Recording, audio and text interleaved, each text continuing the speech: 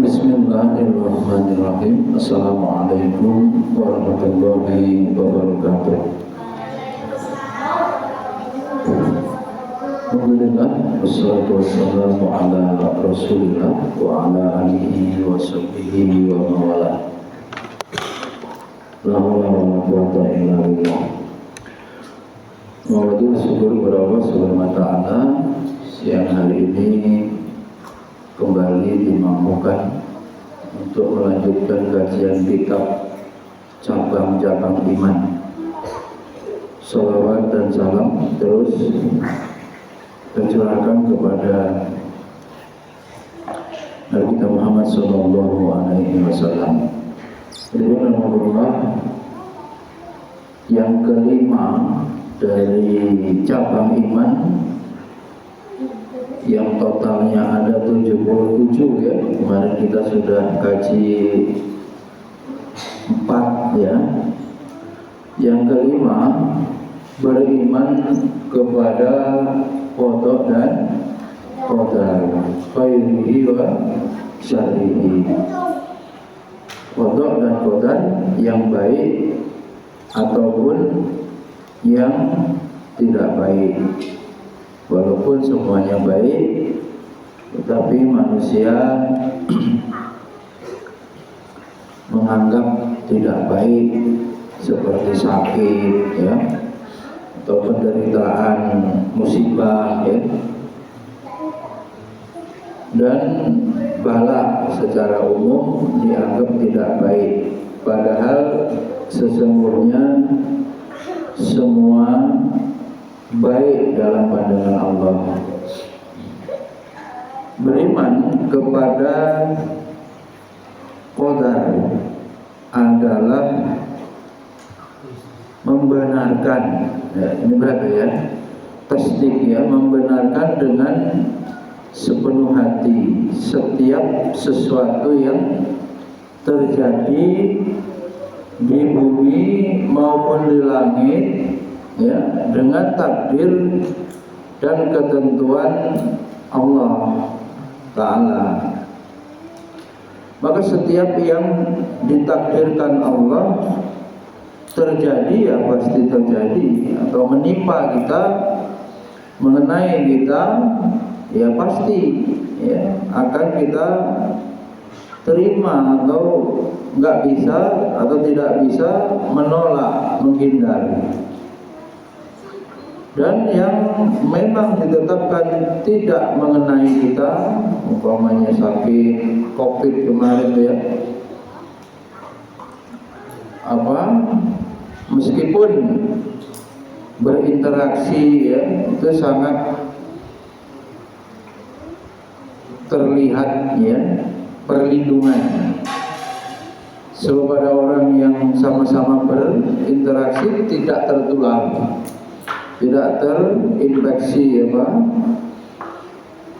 Tetapi ada orang yang juga berinteraksi sama terkena COVID misalnya. Atau kalau santri ini ada yang kena penyakit menular apa ini? Cacar ya?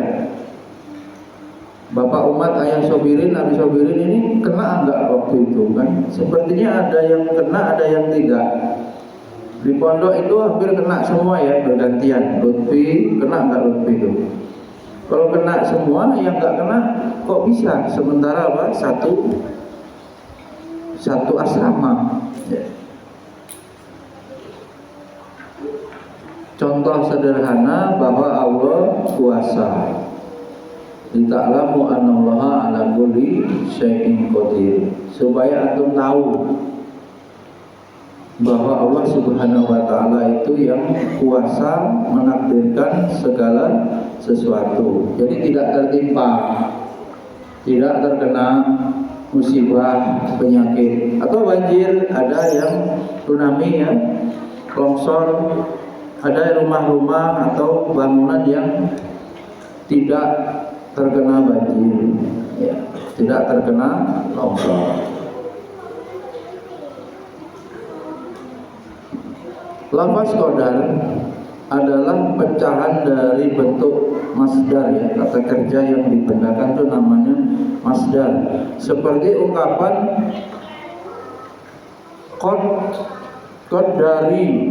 qadaru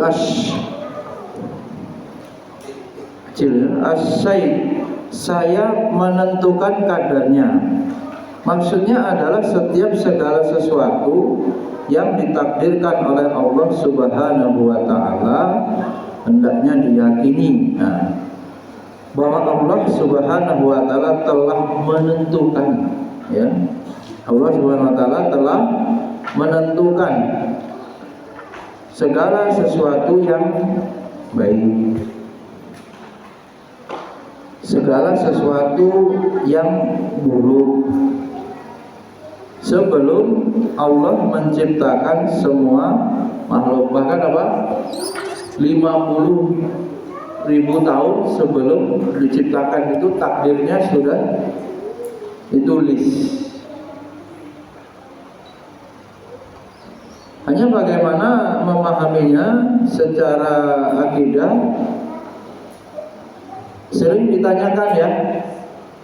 Kalau sudah ditakdirkan jadi orang jelek, jahat, maksiat, ahli nar, kan begitu urut-urutannya. Lah ngapain kita bersusah payah beramal? Gimana itu jawabnya itu? Kalau sudah ditakdirkan pendosa, ngapain? Tuh, apatis jadinya pasrah gitu ya. Tidak demikian jawabannya orang itu akan diberikan kemudahan untuk mewujudkan atau mengamalkan yang menjadi ketetapannya ya. Dan juga secara akidah manusia itu mempunyai iradah, kehendak, kemampuan untuk memilih dan mewujudkan ikhtiarnya, usahanya apa, walaupun final ya endingnya Allah yang menetapkan. Bahkan secara perbuatan ada yang iradah syar'iyah, ada iradah kauniyah.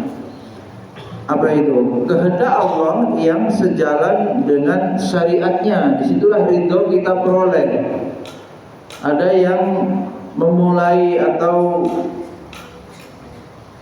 menuju pernikahan dengan ta'aruf Islami, ada yang dengan pacaran, ya kan begitu.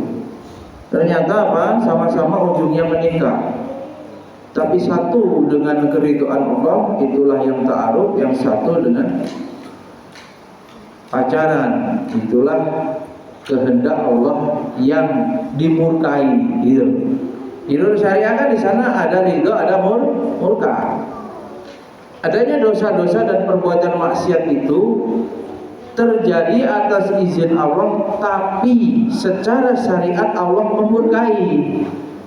Kok pencuri itu terjadi berhasil mencuri, kok Allah izinkan? Ya, ini sunatullah kehidupan. Secara akidah memang begitulah agar kehidupan ini berjalan. Ada orang baik, lawannya orang jahat kan gitu. Ada pahala, ada dosa. Ada tentu saja sekolah dakwah ini tidak ada kalau semuanya orang baik. Tidak ada yang diberi peringatan. Siapa? Ada, semua baik. Dan tentu kehidupan justru malah tidak berjalan secara harmoni ya. Itu diantara hikmah-hikmah adanya dosa, adanya setan juga, adanya perbuatan kezaliman ya. Nah, itu kalau orang itu baik semua, alim semua, taat semua, di akhirat nanti nggak ada perhitungan lagi ya. Maka dengan hikmah dan kebijaksanaan ya, ilmu yang Allah miliki yang tak terhingga, semua itu sudah kadar ditetapkan kadarnya aturan kehidupannya.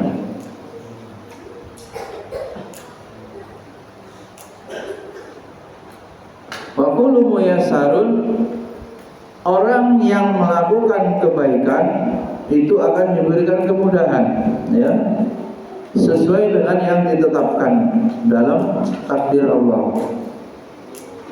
Maka manusia diberikan apa? Akal sehat, menajai. Diberikan karunia apa namanya? Akal untuk memilih, ya. Ada pilihan imma syakura wa imma kafura, mau bersyukur apa mau kufur. Faman fal yu'min faman sya'afal yakfur, mau beriman atau kafir. Mau jadi orang baik fa'alhamaha, diilhamkan, diucapkan di hati itu potensi mau jadi orang baik, takwa. Mau jadi orang buruk, fajir, ujuraha. Di sini akal, ya, akal yang kemudian memahami ayat-ayat Allah, memahami ketentuan Allah,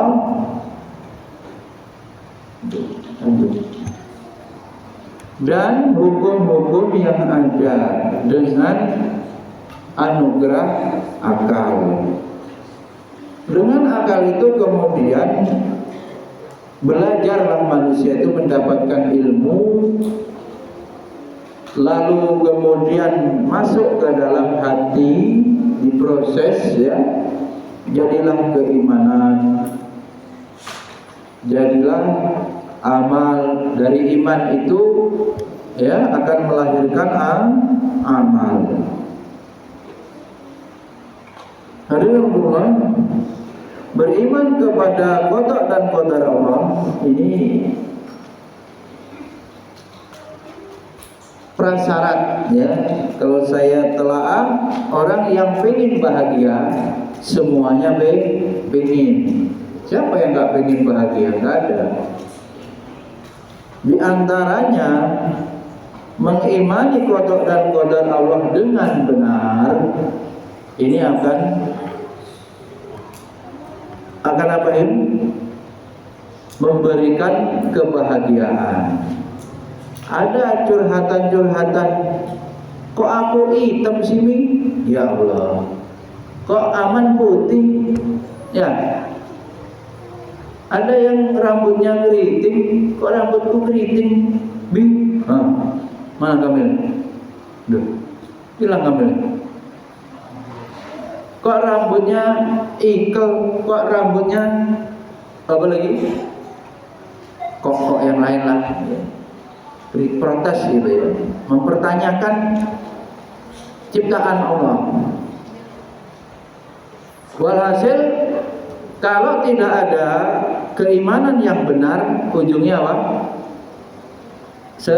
Sedih kan? Tidak menerima ketetapan Allah, tetapi tidak bisa dirubah.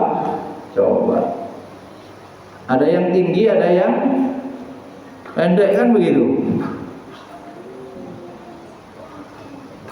Jadi penting sekali kita beriman kepada qada dan qadar dengan benar. Tidak bisa orang itu ya tenang plong gitu, ya, kalau tidak menyandarkan kepada takdir Allah ini. Yang ada ujungnya orang itu protes, bunuh diri, gitu, ya. Derita-derita yang dia alami tidak dikembalikan kepada Allah. Orang-orang ateis, orang-orang yang lemah imannya, kita lihat mereka akhirnya mengambil jalan pintas, mengakhiri hidup dengan bunuh diri, gitu, ya, macam-macam caranya.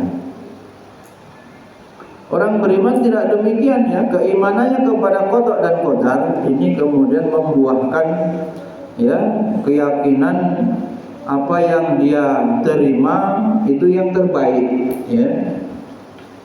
khairihi, yang terbaik, walaupun tadi ada yang menurut manusia syarrihi, tapi harus dikembalikan meskipun musibah itu yang terbaik.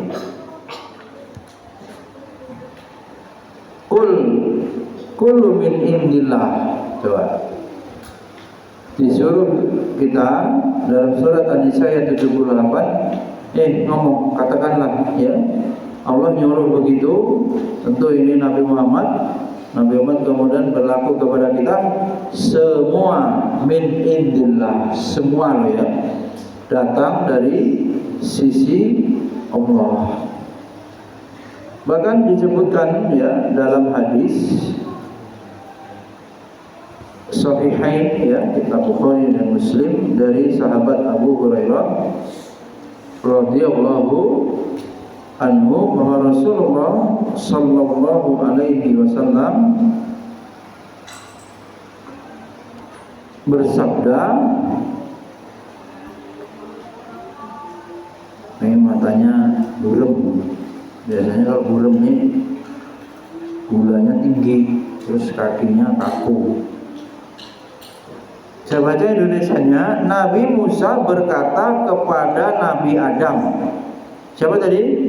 Nabi Musa berkata kepada Nabi Adam, hai anak Adam, engkau adalah bapak kami yang menyebabkan kami keluar dari surga. Maka Nabi Adam menjawab, hei Musa, menjawabnya, Allah telah memilihmu dengan kalamnya. Nabi Musa ini gelarnya kalamullah ya, karena apa? Nabi yang berbicara langsung ya dengan Allah tanpa ada perantara ya.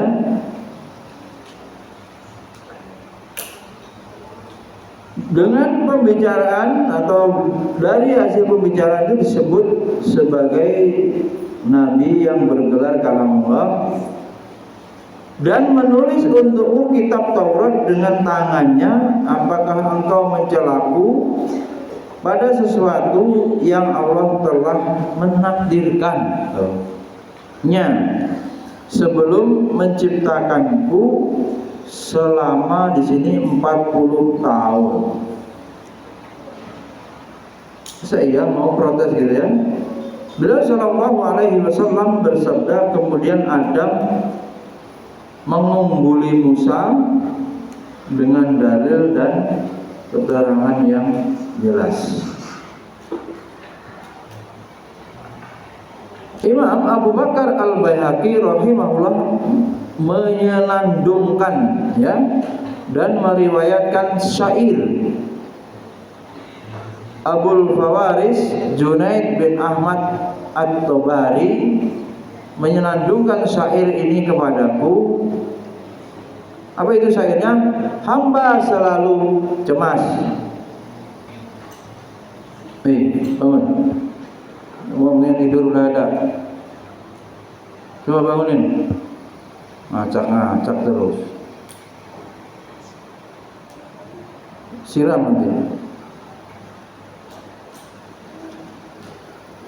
Hamba selalu cemas, tetapi Rabb Ta'ala telah menentukan takdirnya. Zaman selalu berputar dan rezekinya terbagi dengan adil.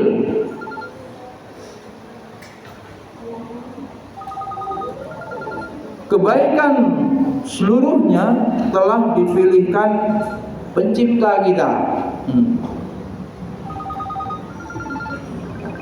Apabila kita memilih selainnya, pasti keburukan dan cacian yang akan kita tuai.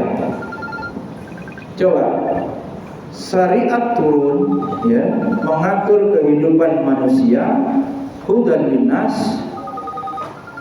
Tidak ada yang dikehendaki Allah ya, kalau paham mendalami betul, dengan bermaksiat, nggak ada sebetulnya. Atau penderitaan apa itu? Nggak ada. Banyak ayat menerangkan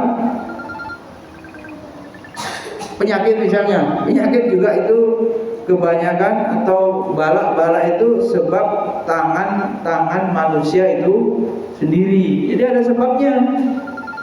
Tuh, yang makan pedas-pedas sama lambung, ada sebabnya.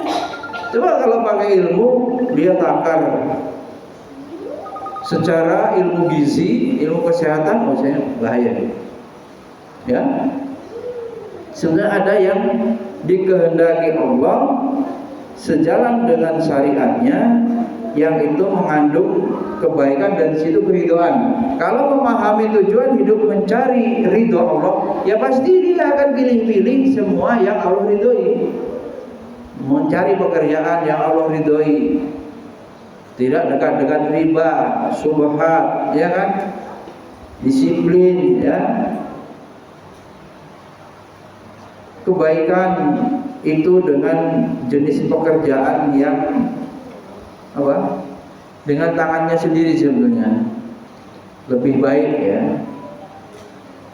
Jangan orang mau gajinya utuh libur terus. Itulah yang menyebabkan kemudorotan. Males kan kerja karena gajinya tetap, atau minimalnya apa nih? Datangnya telat. Melayaninya apa? Asal. Yang apa kan nggak bisa diberhentikan. Oh ya, ini bahaya itu, ya. Itu masuk ke dalam tubuh, ternyata dalam perhitungan Allah tidak menunaikan kewajibannya. Berapa itu? 40 jam misalnya, 1 pekan, sesuai undang-undang misalnya. Jangan dikira itu tidak berpengaruh kepada anak, istri, bahkan dirinya sendiri. Coba dicari itu, Mas. Dosa-dosa itu akan berpengaruh kapan? 40 tahun sampai 40 tahun. Ya kalau saat itu ya masih belum terlihat. Tahu nanti dia umpamanya bekerja umur 25, pas dia umur 65, berarti kan baru dia jatuh sakit ini, anaknya susah, urusan narkoba, urusan kriminal, macam-macam, rumah tangganya ruwet. Jelas belum? Kalau Allah menurunkan syariat itu, pengennya manusia kan supaya mengejar ridho. Jadi fokus pada yang Allah perintahkan. Pikirannya kan begitu. Maka dalam upaya itu kita bisa paham bahwasanya Allah itu pengen kita yang masuk surga, pengen kita ahli ibadah. Oh, pengen kita kaya. Berarti kalau ahli ibadah kan haji juga, sedekah juga, wakaf juga. Semuanya itu kemudian menunjukkan ya bahwa Allah itu menghendaki itu. Tapi karena manusia tadi jahil, manusia kemudian akibat ulah tangan mereka sendiri, jadilah kemudian miskin. Yang miskin ini dari sisi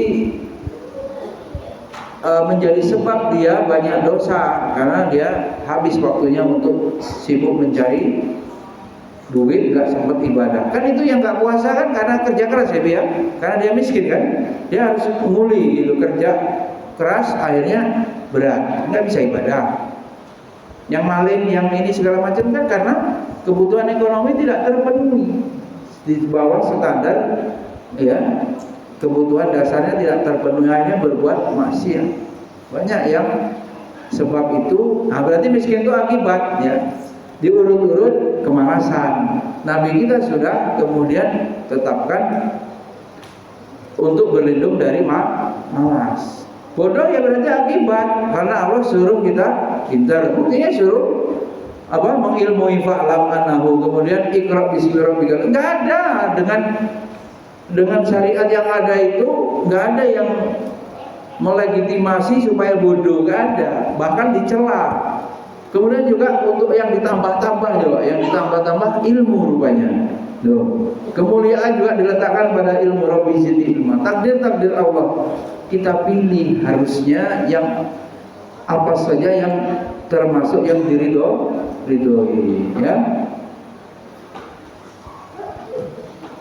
Jadi jangan pula menyandarkan seluruh kendala hidupnya kepada takdir. Ya itu salahmu sendiri, ya. Salah manusia itu sendiri. Sekarang mampu, ekonomi bagus, ya karena kemarin menanam, kemarin ya sekarang jadi guru, karena kemarin kuliah guru, kemarin belajar. Nanti sekarang bisa ya ilmu pada tingkatan tertentu SMP bisa hafal sekian juz, bisa kutub, bisa berdakwah ya dalam skup kecil ya karena kemarin-kemarinnya sudah belajar. Jelas ya, tidak boleh menyandarkan keburukan kepada takdir. Allah Subhanahu wa taala tidak meridhoi ya, yang ada memurkai kalau manusia melakukan perbuatan dosa. Jam 12.13 ya maksudnya. Satu lagi, iman yang keenam, beriman kepada hari akhir. Beriman kepada hari akhir. Allah berfirman, qatilul ladzina la yu'minuna billahi wala bil yaumil akhir. Perangilah orang-orang yang tidak beriman kepada Allah dan tidak pula beriman kepada hari akhir. Ini surat Taubah ya, menjadi dan ya, berarti kedudukan beriman kepada hari akhir ini juga sama dengan kedudukan rukun iman yang lain ya. Karena dalam kajian iman ini ya ada videonya. Ini setelah beriman kepada Allah yang menguatkan ya, yaitu beriman kepada hari akhir. Habib, dijelis duduk. Dalam bahwa seluruh yang kita kerjakan itu di dunia ini ibaratnya apa? Menanam. Gus. Di dunia ini ibaratnya apa? Menanam. Kapan panennya? Hari akhir, hari pembalasan. Nanti kita akan menuai hasil akhir dari ikhtiar usaha amal-amal yang kita kerjakan di dunia. Sekarang ini kita masih di dunia ya. Supaya semangat beramal, kita memahami, meyakini nanti akan dibalas gitu. Di akhirat nanti hari perhitungan ada ya.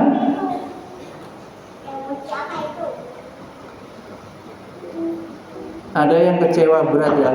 Saya sampai memberikan contoh ya, karena keluarga ya susah ya. Kakak saya zolimi saya Pak Ustadz ya. Dia tidak kerja, minta bagian warisan usaha dari almarhum bapak saya. Sudah anggap sodako. Karena di dunia ini tidak ada keadilan yang sesungguhnya sulit. Nanti kalau memang Allah ya itu menetapkan ya perselisihan itu bapak yang menang, pasti akan kembali. Repot kalau orang lain kan terserah. Ini saudara, beradik kakak masalahnya.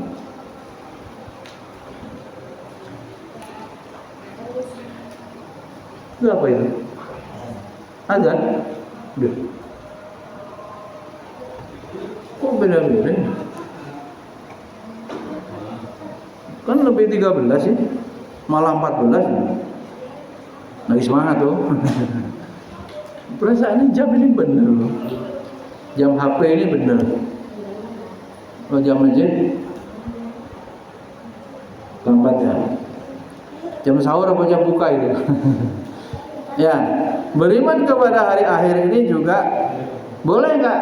Orang itu kecewa, dizolimi, utang nggak dibayar-bayar, nah nantilah di akhirat kalau itu kemudian tidak bisa kita ikhlaskan, datang semua yang dizolimi itu datang, ya. Di hari akhir itu semuanya akan Allah berikan keadilan. Nah, siapa yang zalim akan dituntut gitu ya. Maka beriman kepada hari akhir ya adalah membenarkan bahwa hari-hari yang bergulir di dunia ini akan berakhir.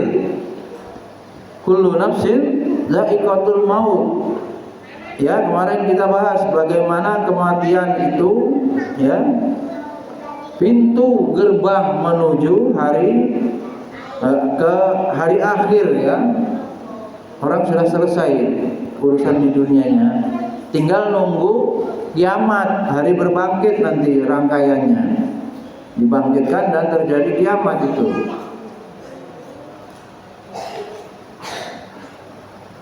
Dunia ini akan mengalami kehancuran. Gimana? Idza zulzilatil ardu zilzalaha misalnya. Kiamat. Ya. Orang yang mengakui berakhirnya dunia ini pasti mengakui berawalnya, ya pasti. Karena suatu hal yang ada sejak zaman azali tidak akan sirna dan tidak pula akan berubah.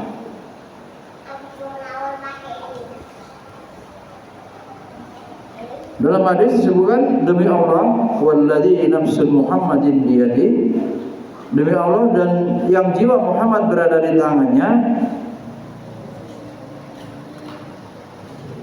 hari kiamat pasti akan datang ketika antara dua orang yang bertransaksi tidak jadi bertransaksi, sementara pakaian yang berada di antara keduanya tidak sempat pula dilipatnya. Hari itu pasti akan tiba ketika seseorang usai memerah susu binatang ternaknya, kemudian mengangkatnya untuk diminum, tetapi tidak sampai ia meminumnya. Hadis ini ya menerangkan bagaimana kepastian adanya hari akhir ya.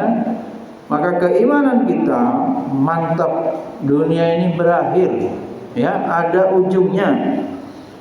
Kita yang hidup ini enggak lama ya, 60 sampai 70 tahun saja. Yang lebih dari 70 tahun kata Nabi sedikit, kebanyakan berapa? 60-an itu ya. Oleh karenanya bekal utazawwadu fa inna khaira zadi taqwa. Maka kita persiapkan bekal. Di situ kemudian juga ukuran orang yang cerdas. Ya. Siapa yang cerdas adalah yang mempersiapkan bekal untuk kehidupan di akhirat kelak. Mudah-mudahan bermanfaat dua cabang iman yang bisa kita kaji.